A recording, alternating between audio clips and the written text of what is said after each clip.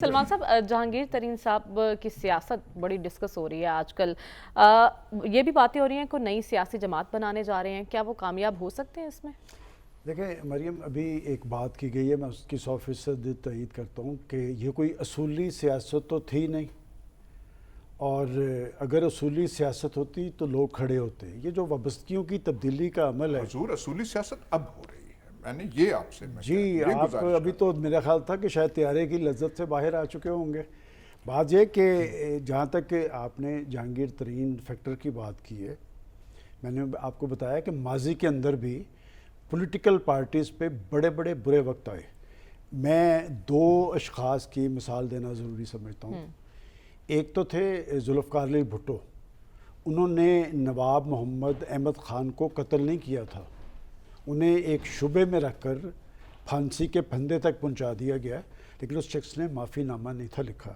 دوسرا ایک اور شخص تھا، اس شخص کو پھانسی کا لباس پہنا دیا گیا اور اسے کہا گیا کہ آپ اگر ایک معافی نامہ لکھیں تو شاید آپ کی زندگی بچ سکتی ہے.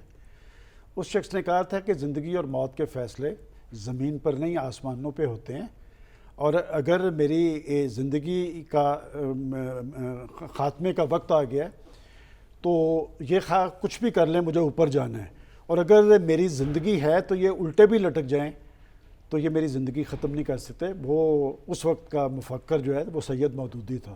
آپ ان سے بھی چھوڑیں، اب آ جائیں کہ یہ پچھلی 2 دہائیوں میں جن کے ایاز صاحب بھی رہے ہیں حصہ، کہ رانا ثناء اللہ کا انہوں نے بھی بیٹھ کے تائید کی تھی. 6 ماہ تک وہ شخص فرش پہ سویا، فرش پہ، اس کے ساتھ جو کچھ ہوا سب کو معلوم تھا. 6 ماہ ایک سابق پرائم منسٹر کو نیب میں بند رکھا گیا، اس کے خلاف مقدمہ کوئی نہیں تھا. اس کے بعد نارووال کی میں مثال دیتا ہوں، جس اسٹیڈیم پہ کسی قسم کی کوئی بدعنوانی ثابت، کسی شخص نے معافی مانگی. اب ہے کہ یہ سب کچھ کیا ہے کہ یہ جماعتیں نہیں چھوڑ رہے، یہ سیاست بھی چھوڑ رہے ہیں. اور وہ کسی نے کہا ہے کہ کمر باندھے ہوئے چلنے کو یہاں سب یار بیٹھے ہیں، بہت آگے گئے باقی جو ہیں تیار بیٹھے ہیں. کیا وجہ تھی اس کی؟ اس کی وجہ یہ ہے کہ ایک شخص نے، جسے دیکھیں نا، حکومتوں کی تبدیلی ہوتی رہتی ہے. 158 ان کے رکن تھے، انہوں نے پارلیمانی سیاست کرنے کی بجائے مریم ملک کو فتح کرنے کا فیصلہ کیا. ان کا خیال تھا کہ پاکستان کی ریاست اتنی کمزور ہے، یا ریاستی اداروں کو میں ٹارگٹ کر کے پسپائی پہ مجبور کر لوں گا. یہ وہ خوف ہے، اس کو ذرا سمجھیں. لیکن اگر پرویز خٹک جیسا آدمی، اسد کیسر، یا باقی جو ہیں، فواد چودھری کا ذکر کیا، اسد عمر کا، یہ وہ لوگ تھے. آپ صرف، میں آپ کو کہہ رہا ہوں کہ 9 مئی کا یہ واقعہ ہے، صرف 1 سے 9 مئی تک کے اگر میں بیانات آپ کو اٹھا کے دکھا لوں کہ یہ لوگ پولیس کی وینوں پہ چڑھ کے وی کے نشان بناتے تھے، جیلیں بھر رہے تھے. آخر کیا وجہ ہے کہ یکدم چھوڑنے گئے؟ بڑی وجہ یہ ہے کہ یہ ریاست سے بالادست ہونے نکلے تھے. انہوں نے وہ کام پاکستان کی سیاسی تاریخ میں کیا، انہوں نے پاکستان کو لہو لہان کیا ہے. میں یہ لفظ استعمال کر رہا ہوں، یہ کوئی چھوٹا لفظ نہیں ہے.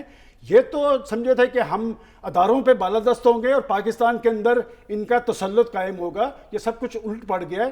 بات یہ کہ یہ سلسلہ یہاں تک محدود نہیں رہنا چاہیے. اگر پاکستان کی سیاست کی ڈائریکشن درست کرنی ہے تو پھر جو سہولت کار تھے، جو پلانر تھے، جو مائنڈ سیٹ تھے، معاملہ ان تک بھی جانا چاہیے. اور جہانگیر ترین کے بارے میں صرف یہ کہوں گا کہ 2011 میں وہ الیکٹیبلز لے کے آئے تھے. الیکٹیبلز پہ عمران خان صاحب کو انہوں نے لگایا تھا.